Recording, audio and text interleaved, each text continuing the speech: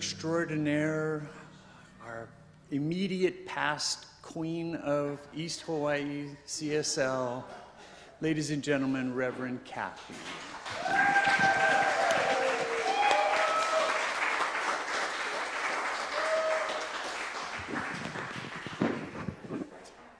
I want you to go to your Facebook page, check in, and say, I've never seen any of these people before in my life. Kidding. I'm kidding.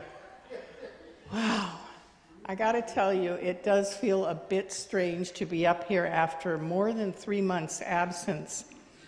And I realized when I sat down to write this talk and thought, do I even know how to do this anymore? 18 years I've been serving this center, and I never took off more than 2 weeks in a row. And even that was few and far between. So, eureka, a light bulb came up. I went, no wonder this whole retirement thing has been such, shall we say, an interesting process. Because I've been untethered from my moorings, and I've been spinning around in the ethers, and I alternate between thinking, ooh, what's next, what's next? And hearing endless refrains from that old Peggy Lee classic, is that all there is? For those of you out there who are too young to remember this reference, God bless you, Peggy Lee sings about her seemingly exciting childhood experiences, first of watching her house burn down before her eyes. And then she describes the first time she went to the circus and saw all the glitz and the glamour. And then she describes the feelings of falling in love for the first time with the most wonderful boy in the world. But after each vivid, exciting description, she then sings this refrain. And if Jesus could sing badly, so can I. She sang, "Is that all there is?" in this dirgy voice. Is that all there is? If that's all there is, my friends, then let's keep dancing. Let's break out the booze and have a ball. If that's all there is.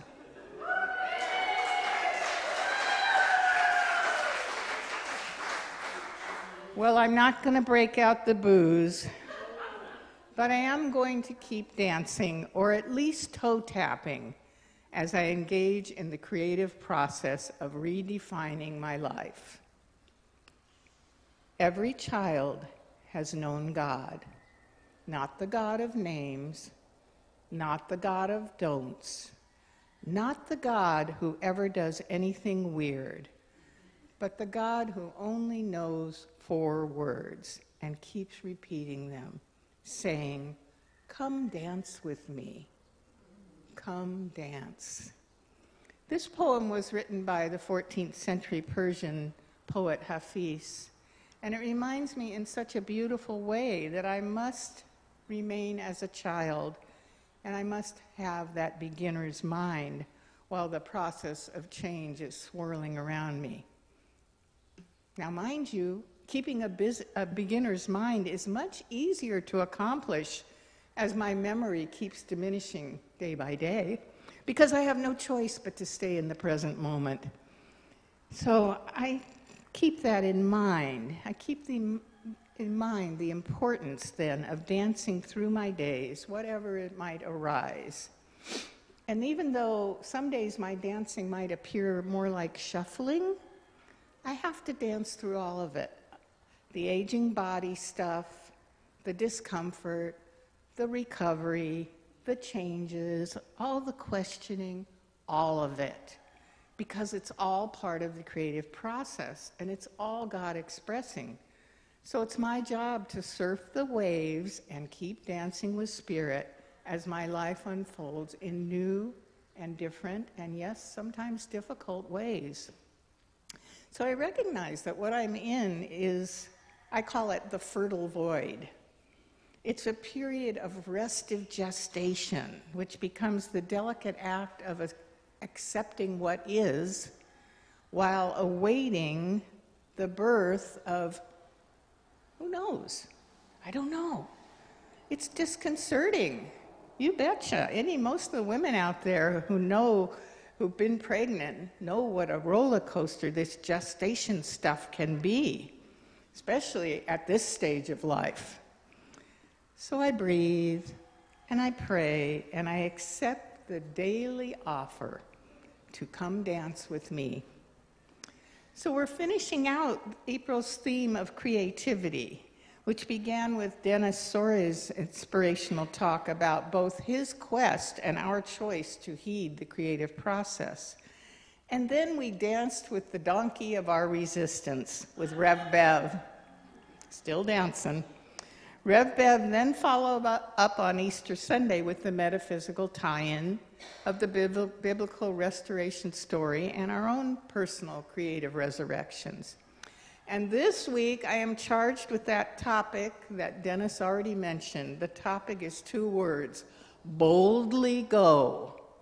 Boldly go, as we are encouraged to acknowledge and to use our creative abilities to express all that we came here to be.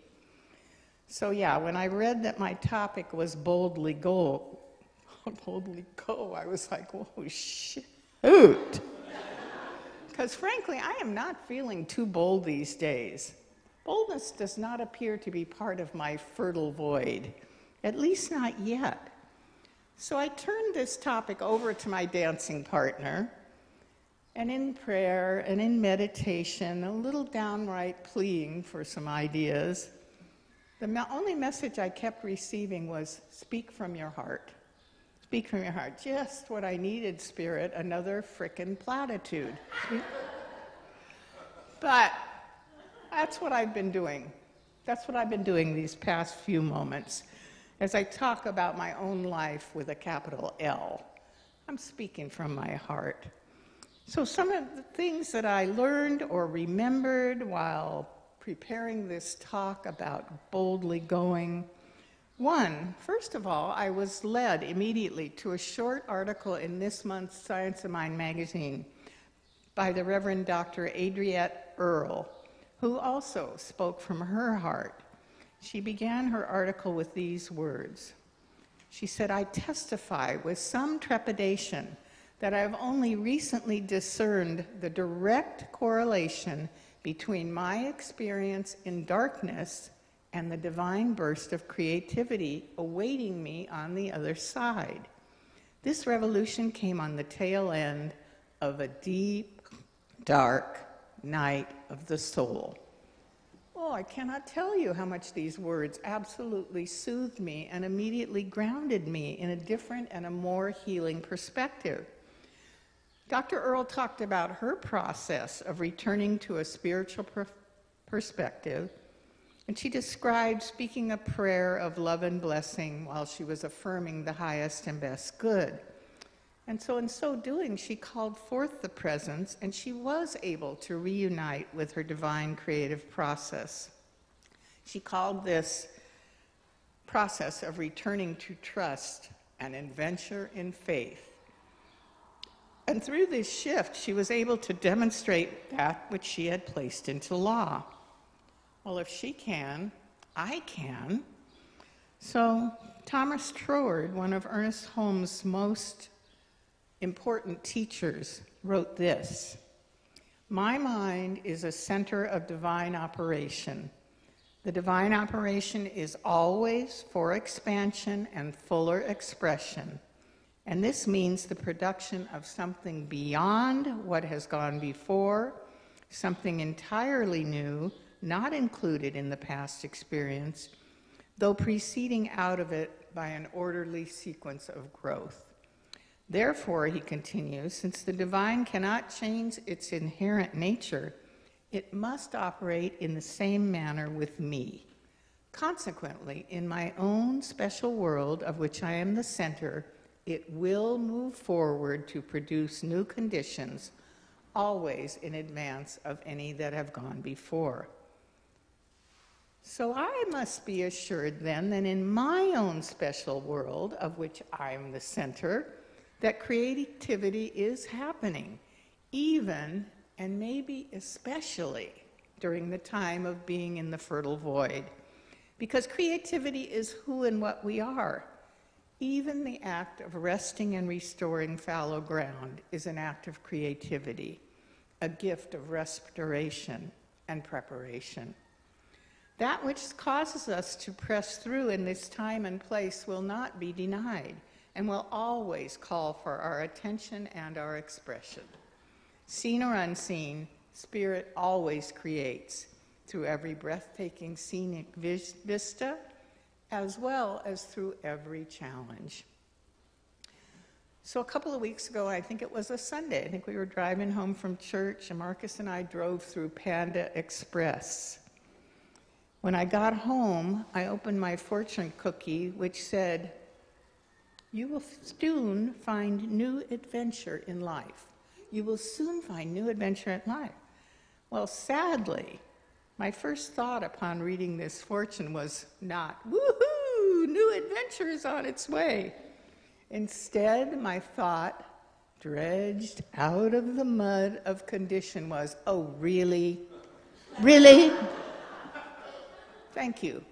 I asked my tired self, isn't a totaled car and 2 hospitalizations and a surgery enough adventure? And I threw my little fortune cookie into the trash can next to my bed. Or so I thought. Because the next morning, lo and behold, there it was, staring up at me from the floor next to the trash can. I picked it up and I said, "I guess you want to stay here." Yes, I'm an old lady who talks to small pieces of paper. And I put it on my bed table where it is sitting to this day. And then I went into morning meditation with our crew that joins up every morning at 8 o'clock. This is an ad on Zoom. And I heard the voice. And it was not the quiet, gentle voice that usually arises in a peaceful meditation. It was a loud and jarring voice. It was like I was being poked in the ribs, saying, "You have given adventure a bad rap. Look what you're putting out there." And I must have been channeling Ernest, because the next words that came into my head was, "Change your thinking, change your life." You know, Spirit comes through in all kinds of disguises. This time it arrived in a fortune cookie. I must admit, though, that I did amend the fortune cookie. I added 3 words to it in ink. So it now reads, "I will soon find new, positive, healing, and fun adventures in life." Yeah. I think that just the act of shifting perceptions and setting new intentions is an act of boldly going forth. Don't you? Yeah, me too. So I was reminded of another important thing when I was researching this talk, and it was something that Carl Jung taught. He proposed that the area of our greatest wound is potentially also our greatest gift.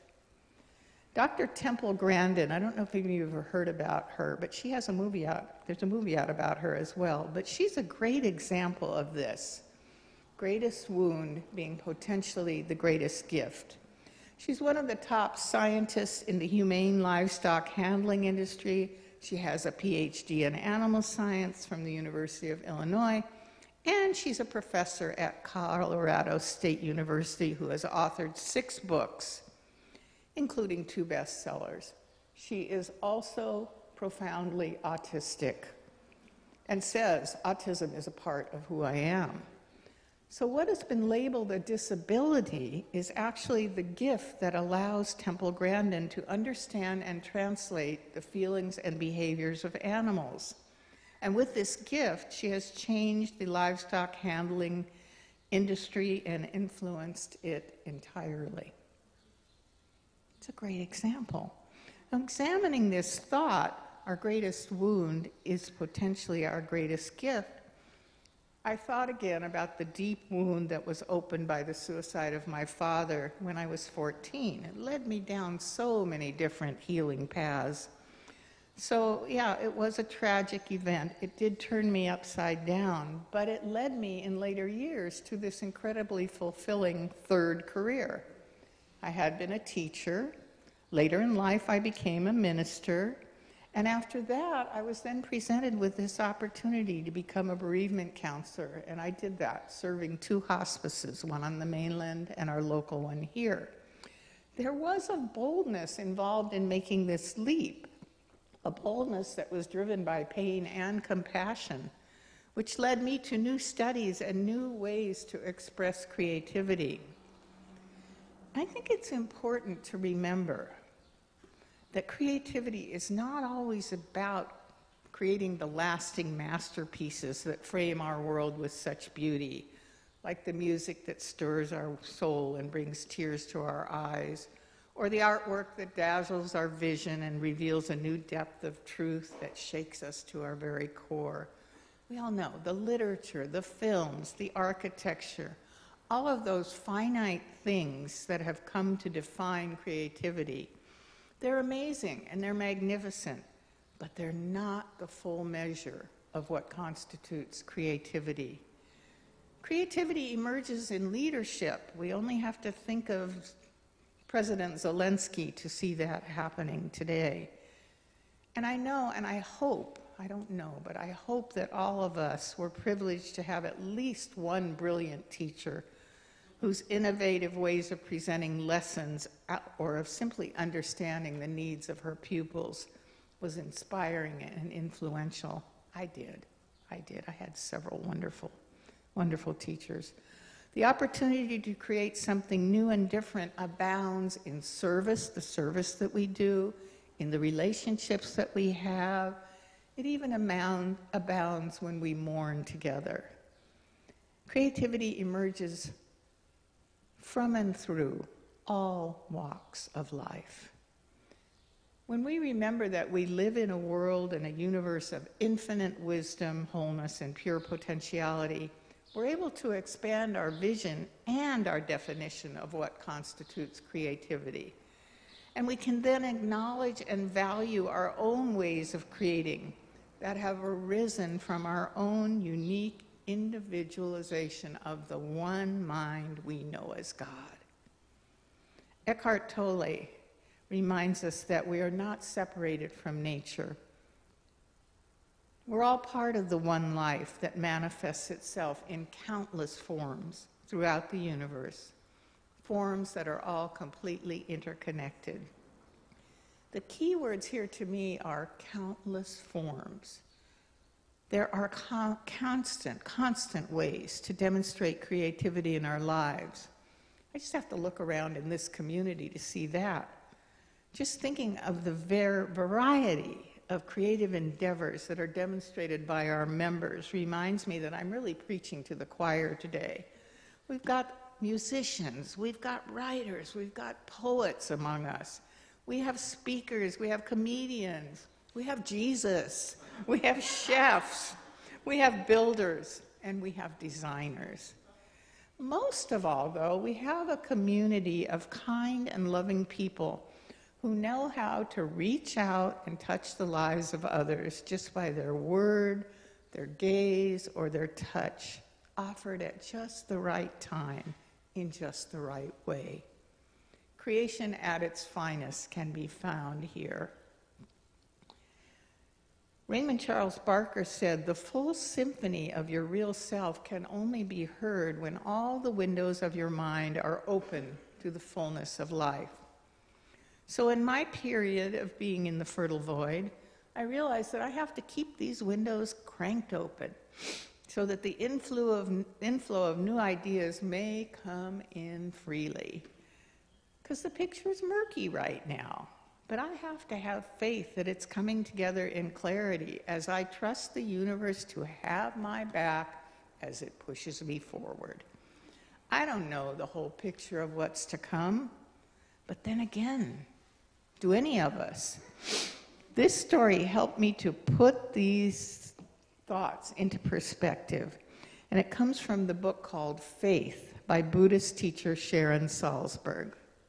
So she's writing it in first person, and I'm going to tell it that way as well. So she said, for my 40th birthday, my friend Carol gave me a small picture book. Curious, I opened the book, and on the first page, I saw an abstract image of something red and pointy. The next page showed a colorful rooster whose comb was the image I'd just seen. Oh, this is a book with no words in it about a rooster, I mused. How very peculiar to receive this gift as I'm turning 40, not 4. But her friend smiled. Her friend Carol smiled, urged her to go on. So she writes, I turned the page and saw a picture of children looking through the window at a house at the rooster. Oh, I thought, it's not a book about a rooster, it's a book about some kids who live on a farm, watching the rooster from inside their house. So she kept turning the pages, and the children and the house diminished in size until they proved to be pieces in a toy village being arranged by a little girl. Oh, now I understand, I thought. It's a book about a child, and she's the central figure in this story. The other figures were just her toys. Oh, but a page later, the girl playing with the houses turned out to be part of an illustration on the cover of a book being held by a boy. And on it went, she says. As I turned the pages, I came to the conclusion after conclusion about what this book was really about. Okay, now I get it. This is a story about a boy who's on an ocean liner holding a book with a cover picturing a child playing with a miniature village. But when the entire ocean liner turned out to be part of a billboard posted on the side of a bus, my confidence in my interpretations collapsed. The bus proved to be a part of a scene on a TV screen being watched by a cowboy in the desert, which turned out to be the illustration on a postage stamp, which was on a postcard in the hands of a group of people standing on an island beach.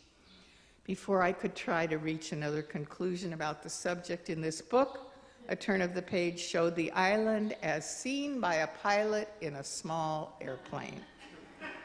Several pages later, through swirls of clouds, I saw the Earth, a jewel-like globe floating in infinite space, and then simply a single white dot. Open to an immensity of perspective, my vision included every image in an expansive sweep of vision, but was not limited by any one of them. I looked up at Carol and said, I feel like God. Yeah, just like that story reminds us, and just like my life today, every story is an unfolding story, and a bigger picture is always awaiting us. So thinking about this talk title, Boldly Go, reminded me to trust that guidance and discovery are gently unfolding in my life in Spirit's perfect timing. In my case, and in a lot of other cases, I suspect, gentleness needs to precede boldness. Gentleness with ourselves, our timing, and our own process. These suggestions were offered for stepping into the creative process by Dr. Carol Carnes, again in this month's Science of Mind magazine. She said, ideas live in the realm of silence. They arise in a quiet mind. Be still for some time every day. Ideas come to those who are prepared to receive them. We cannot expect better or worse results than the highest sense of self we have. Self-identity is the key. The unfolding of an idea into form requires our participation. Act as if it were so.